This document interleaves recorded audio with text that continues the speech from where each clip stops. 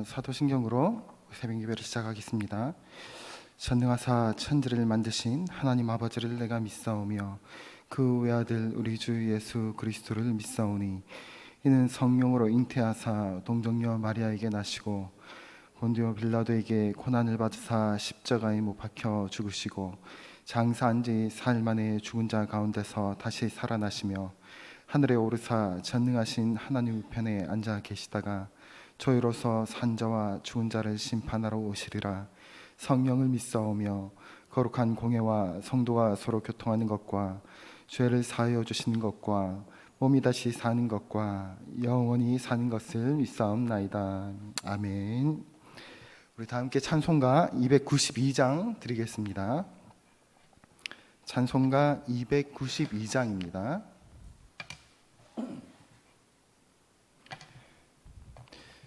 주 없이 살 수 없네 죄인의 구주여 그 귀한 보배 피로 날 구속하셔서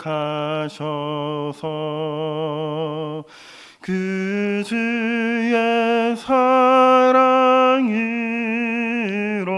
흘리신 보혈이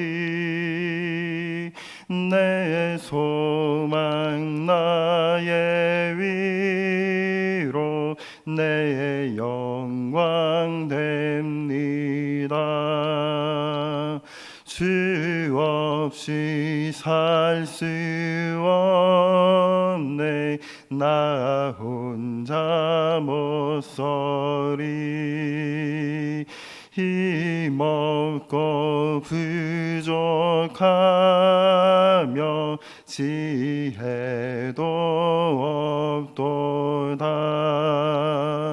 내 주는 나의 생명 또 나의 힘이라. 주님을 의지하여 지혜를 얻으리. 주 없이 살 수 없네 내 주는 아신다. 내 영의 깊은 간구 마음의 소원은 주밖에 나의 마음 네 알아주리요. 내 마음 위로하사 평온케 하시네. 주 없이 살 수 없네 세월이 흐르고 이 깊은 고독 속에 내 생명 끝나도 사나운 풍랑일 때 날 지켜주시니 내 곁에 계신 주님 늘 힘이 되십니다. 아멘. 아멘. 오늘 함께 보실 하나님 말씀은 레위기 25장 23절에서 38절 말씀입니다. 레위기 25장 23절에서 38절 말씀입니다.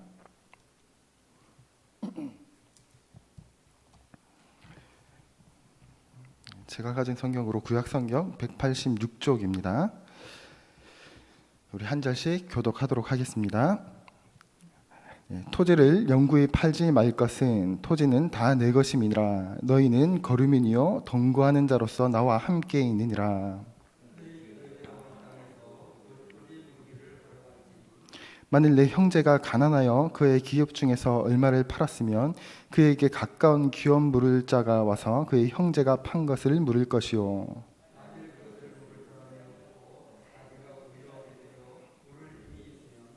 그 판 해를 계수하여 그 남은 값을 산자에게 주고 자기의 소유주로 돌릴 것이니라.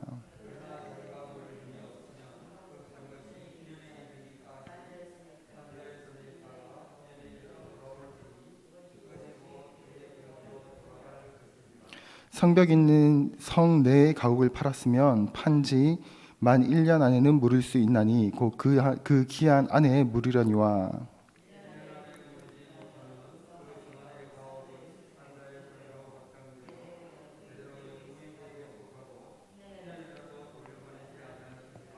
그러나 성병이 돌리지 아니한 촌락의 가옥은 나라의 전토와 같이 물러주기도 할 것이요 희년에 돌려보내기도 할 것이니라.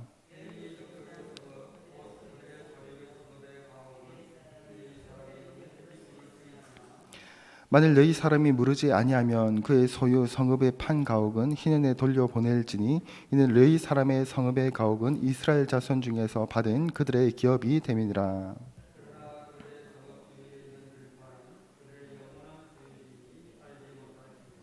내 형제가 가난하게 되어 빈손으로 내 곁에 있거든 너는 그를 도와 거류민이나 동거인처럼 너와 함께 생활하게 하되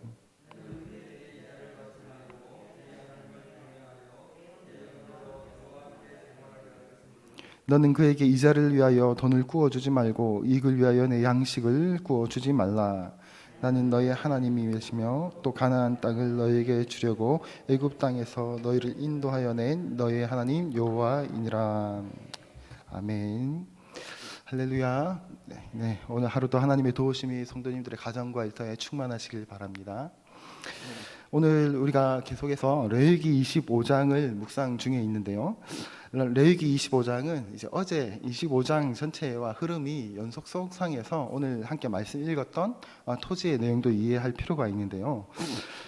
레위기 25장 안식년은 6년을 일하고 1년을 쉬는 것, 그리고 희년은 50년, 그러니까 7년 77 49에서 50년째 해 되는 해, 49년째를 지나고 50년째 되는 해를 희년으로 지키라고 명하신 내용이 이제 25장 오늘 읽은 본문 포함한 내용이 포함되어 있습니다.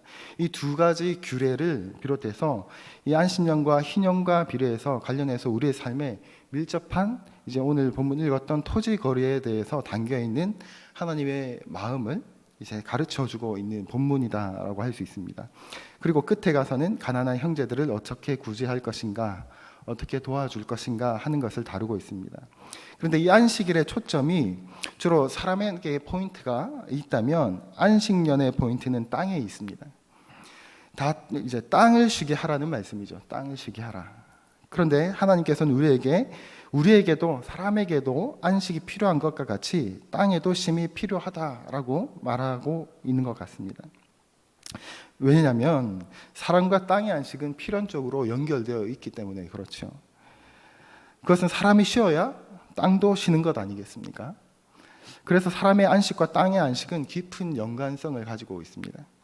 그런데 안식의 개념 중에 또 중요한 것 중 하나가 어제 살펴보았을 본문 중에 하나인데요. 4절에 보면 땅이 쉬는 것을 말하시면서 그것이 여호와께 대한 안식이라는 표현을 합니다. 그러니까 안식이 내 육체에 관한 것, 육신에 관한 것도 아니고 땅에 관한 것이라고 또 아니라는 것이죠. 하나님을 향한 것이다 라고 말을 하고 있다는 거예요. 이게 무슨 의미입니까? 그것은 결국 하나님께서 다 하셨고 그러니 하나님께서 다 하실 것이다 라는 것을 알려주시려고 하는 것이다 라는 거예요. 마치 우리의 삶이 땅의 소산을 내는 것이 마치 우리가 아둥바둥 노력한다고 해서 간절히 바라고 노력한다고 다 되는 것이 아닌 것과 마찬가지라는 거죠. 그 모든 인생과 그 소산이 하나님께로부터 나오는 것이고 그 앞으로도 결국 이 모든 인생과 그 땅의 소산이 다 하나님 손에 있다. 그러니 하나님께서 다 하실 것이다. 이 진리를 우리 속에 있게 하시는 거죠. 이 진리를 소유할 때 무엇이 찾아오냐면 하나님께서 다 하셨고 하나님께서 다 하실 것이라는 이 진리를 소유한 자에게, 이 사람에게 쉼이 찾아오는 겁니다. 평안이 찾아오는 거죠. 하나님께 다 내려놓고 우리의 인생 가운데 있는 수많은 일들을, 우리가 생계를 계속 먹고 사는 것을 위해서 하는 이 모든 것들을 하나님께 다 내려놓고 하나님께 맡긴 사람들에게는 아둥바둥이 아니라 잠잠할 줄 아는, 기다릴 줄 아는 안식과 쉼이 찾아온다라는 것입니다. 이것이 바로 여호와에 대한 안식, 하나님께 대한 안식이다라는 표현으로 우리에게 말씀해주고 있는 거죠. 그러니 안식에 대한 것이에요. 하나님의 안식은 하나님에 대한 것이다라는 말을 하고 있는 겁니다. 하나님에 관한 것이죠. 그래서 이제 중고등부 아이들 보면 이제 수험생들 이제 아둥바둥 공부를 하잖아요. 좋은 대학을 가기 위해서. 그런데 하루 주일날 안식일 주님 앞에 예배드리는 이 날을 고3이 되면 잘 안 나오려고 하는, 그러나 고3이 되어서 그 한두 시간 예배드리는 것들을 빠지고 공부한다고 해서 그 2시간으로 인해서 그 2시간 동안 아이들이 열심히 공부할까요? 잘 안 됩니다. 그 시간에 공부했다고 서울대 가는 것도 아니고요. 아니면 우리가 주일날 예배드리지 않고 우리가 생계를 위해서 일을 좀 더 열심히 하면 우리의 먹고 사는 문제가 크게 달라지나요? 만약에 우리가 주일을 일을 하지 않는다고 해서 우리의 생계가 무너지게 되나요? 다소 가게 문을 열어서 얼마를 더 번다 이런 차원을 말씀드리는 것이 아니라 우리의 삶이 무너지게 되냐라는 것을 말하는 거죠. 아니면 우리의 삶을, 우리의 가정 일들을, 우리가 지난 세월을 한번 생각해 보십시오. 우리가 위기를 만났을 때, 삶의 어려움을 만났을 때 이것은 꼭 해결해야 돼, 이것은 제발, 이거는 어떻게든 해결해야 돼. 그래서 아둥바둥 마음 쓰고 간절히 발부둥 쳤던 것, 그 일이, 그 발부둥 치고 내가 신경 쓰고 밤잠을 못 자서 걱정했기 때문에 우리의 삶의 문제가 문제없이 지나갔었나요? 만약에 밤잠 안 자고 고민하던 그 밤 내가 두 다리 뻗고 잤다면 그 문제는 지금도 해결되지 않고 있을까요? 무엇을 말하고 있습니까? 하나님 손에 있는 것이다 라는 거예요. 하나님 손에 있는 것이다. 그 모든 해결이, 우리의 삶의 해결이 내가 조금 더 신경 쓰고 아둥바둥 한다고 우리의 삶이 거기에 달려있는 것이 아니고 하나님의 손에 달려있는 것이다. 너는 6일 동안 일하다가 하루 일 안 해도 7년 중에 1년을 안식하더라도 1차적으로 하나님께서 책임지신다. 그러므로 안식일을 지키고 안식년을 지키고 희년을 지킨다라는 것은 하나님께서 주권자다라는 믿음이 없이는 지킬 수 없는, 그래서 안식을 말씀하고 있는 거죠. 하나님께 다 내려놓을 때 너희는 안식을 얻게 될 것이다, 쉼을 얻게 될 것이다 라는 거예요.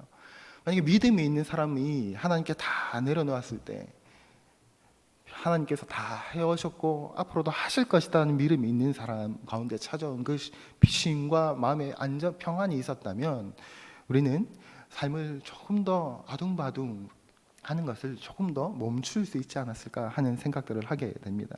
하나님께서 말씀하시는 안식은 바로 이런 것이죠. 믿음 가운데 신뢰의 관계를 바탕으로 해서, 하나님을 향한 신뢰겠죠. 그 나오는 풍성한 관계, 그 기쁨의 관계와 쉼을 말하고 있는 것입니다. 성부, 성자, 성령님의 그 삼위일체 하나님 속에, 그 관계 속에 삼위께서 태초부터 함께 교제하던 그 완전한 교제 가운데 우리도 그 가운데 하나님 앞에 나와서 우리의 삶을 내려놓으라라는 요청이 바로 안식과 안식년과 희년의 요청, 초대라고 할 수 있는 것이죠. 토지 안식도 마찬가지로, 오늘 본문을 읽었던 토지 안식도 마찬가지로 이런 배경을 가지고 있다고 할 수 있습니다. 토지를 쉬게 한다는 것은 자연 만물 안에 깃들어 있는 하나님의 사랑과 신뢰가 영원토록 우리에게 만족을 주는 상태로 들어가게 하기 위해서 토지도 쉬게 하면서 하나님의 주권을 인정하는 것이죠. 그래서 토지에 대해서, 이 부동산에 대해서 우리가 분명히 알아야 하는 것이 무엇입니까? 하나님의 주권이죠. 하나님의 주권. 토지에 대해서는 인간에게 소유권이 없다라고 말하는 것입니다. 오늘 본문은 사실 이 땅에 있는 어떤 것도, 땅뿐만 아니라 어떤 것도 우리에게 영구적인 소유권은 존재하지 않죠. 우리에게 영구적인 소유권이 보장되어 있는 것은 아무것도 없습니다. 소유권이 등기되어 있다고 해도 나중에 죽으면 그것이 계속 제 등기로 되어 있습니까? 아니죠. 결국은 다른 사람에게 넘어갑니다. 자녀에게 넘어가든 아니면 다른 나와 상관없는 사람이 넘어가든 어떻게든 소유는 우리에게 영원히 있지 않다라는 거죠. 그래서 하나님께서는 이렇게 말씀하시죠. 23절에 우리 오늘 본문이죠. 함께 한번 다시 읽어볼까요? 시작.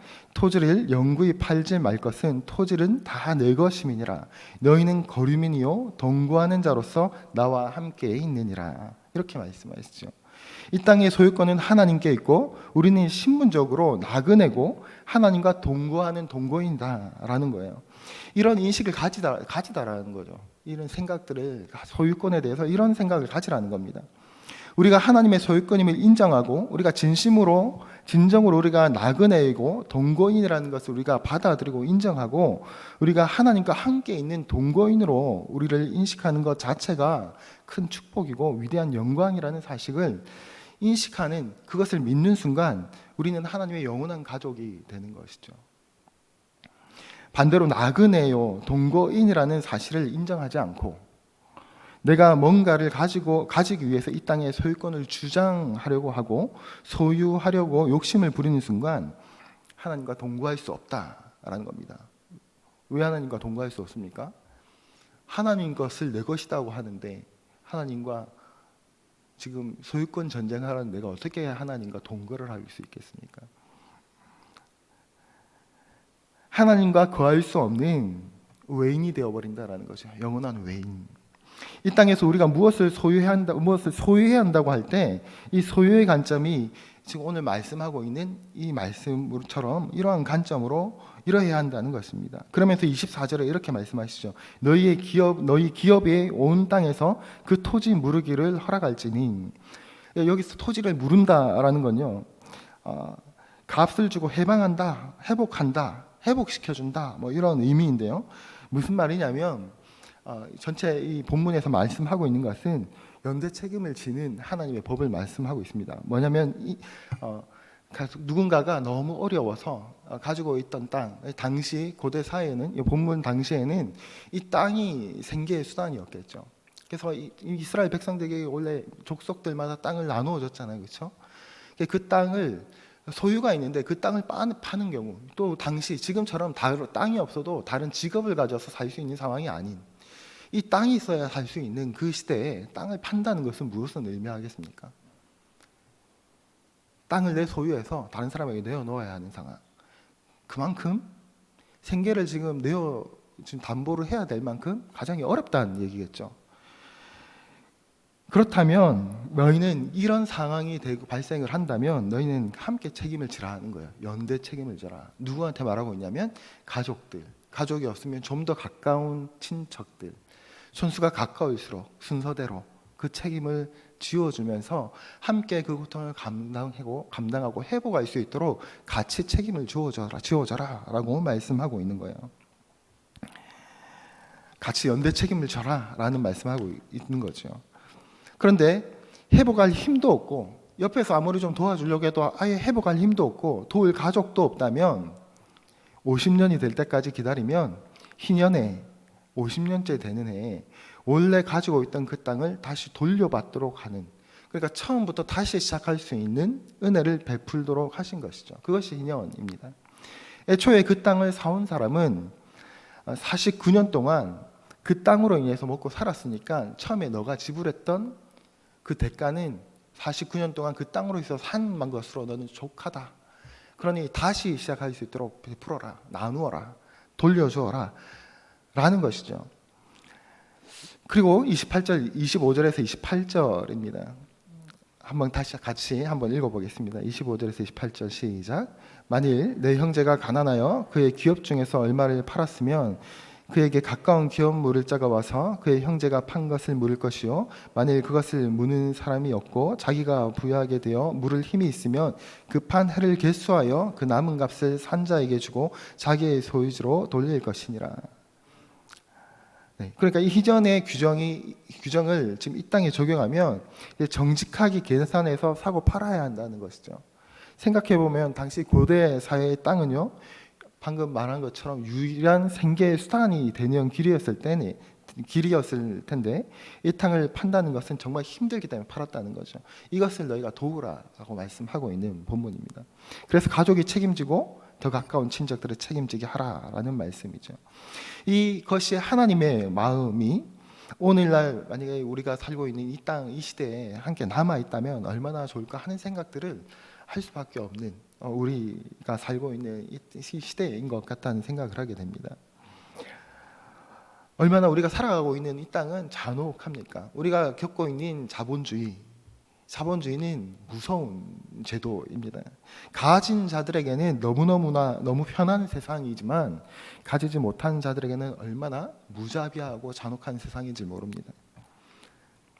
다시 돌아가서요. 이때 어려워진 가족이나 사람들을 도울 때 그 사람이 겪는 불행을 자신이 겪지 않았기 때문에 베풀어 주는 위치에 있는 것에 대해서 너희는 우월감을 가지면 안 된다 라는 것입니다. 누구에게나 생길 수 있는 이 어려움, 그 어려움이 나를 피해서 저 사람에게 갔고, 그래서 나는 지금 그 사람이 겪는 어려움을 겪지 않고 있는 것이 마치 저 사람은 나보다 못해서, 나보다 열심히 살지 않아서,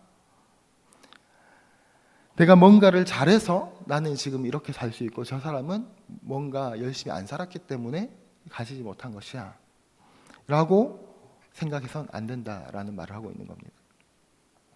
오히려 내가 겪을 수도 있었을 일을 그가 겪고 있는 것에 대한 같은 육신을 가지고 같은 한계를 가진 자로서 미안함과 오히려 내가 겪을 수도 있는 일을 대신 겪고 있는 것이라는 생각을 가지고 있어야 그들을 도와야 한다라는 말을 하고 있는 거죠.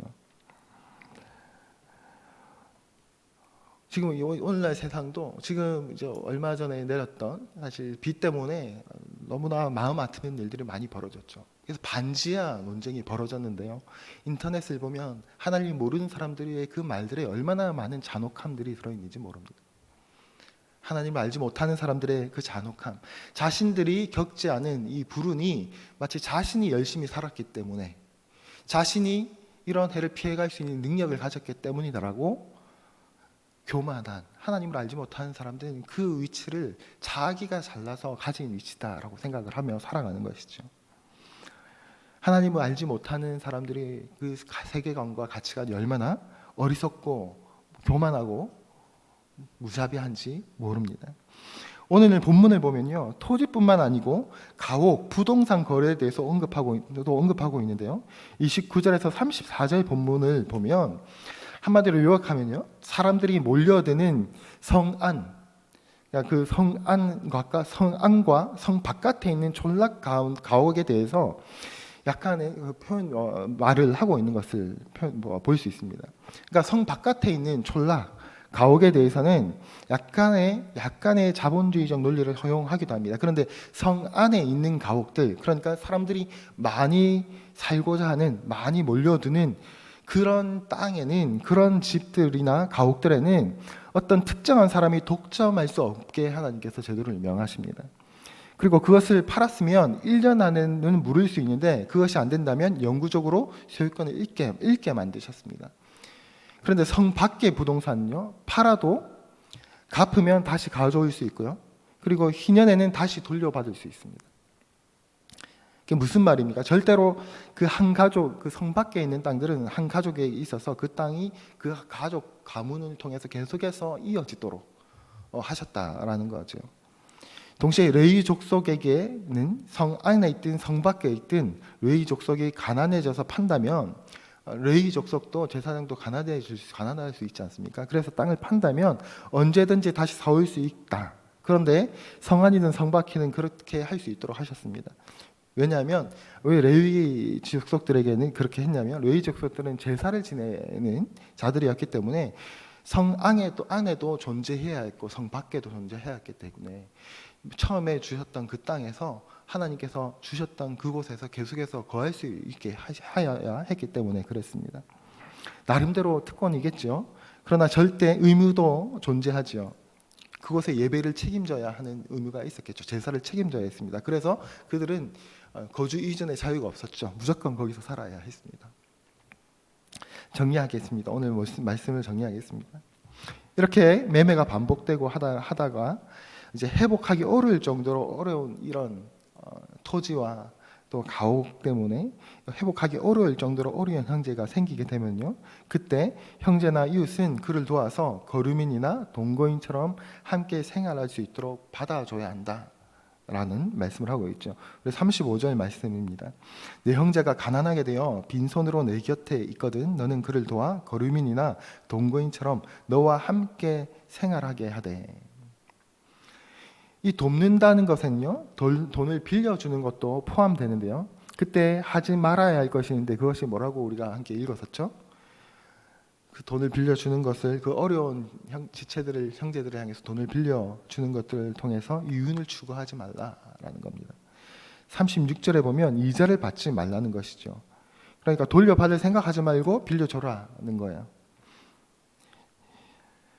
여러분, 우리가 이렇게 이유 없이 이렇게 도와줘야 하는 이유가 무엇입니까? 우리가 이웃들을 그렇게 넉넉한 마음으로 도와야 하는 그 이유는 오늘 성경을 보면 하나님께서 베푸신 그 일방적인 하나님의 은혜, 그 은혜가 우리가 형제를 돕는 이유가 되어야 한다라고 말합니다. 38절을 읽고 마무리하도록 하겠습니다. 38절 같이 읽겠습니다. 시작.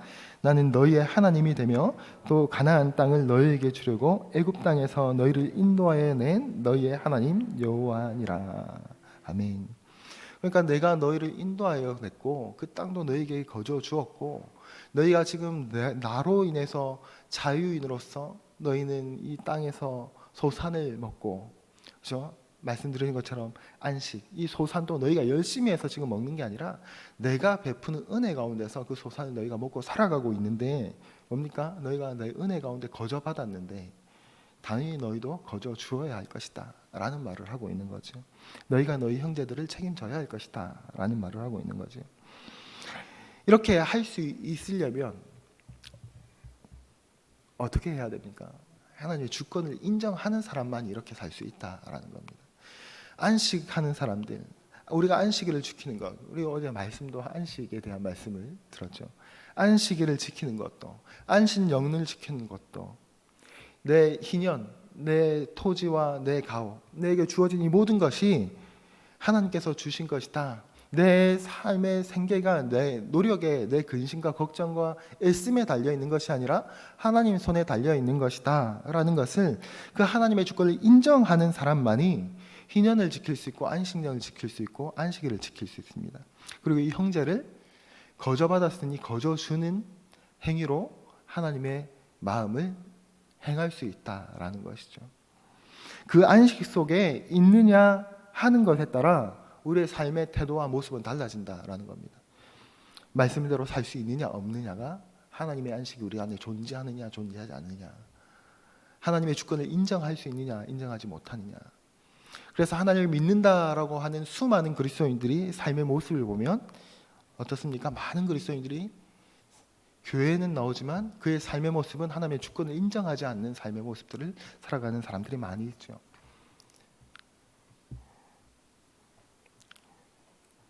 그런 우리들에게 하나님은 오늘 성경을 통해서 알려주십니다. 너희 하나님의 주권을 인정하라 라고 말씀하시는 거죠.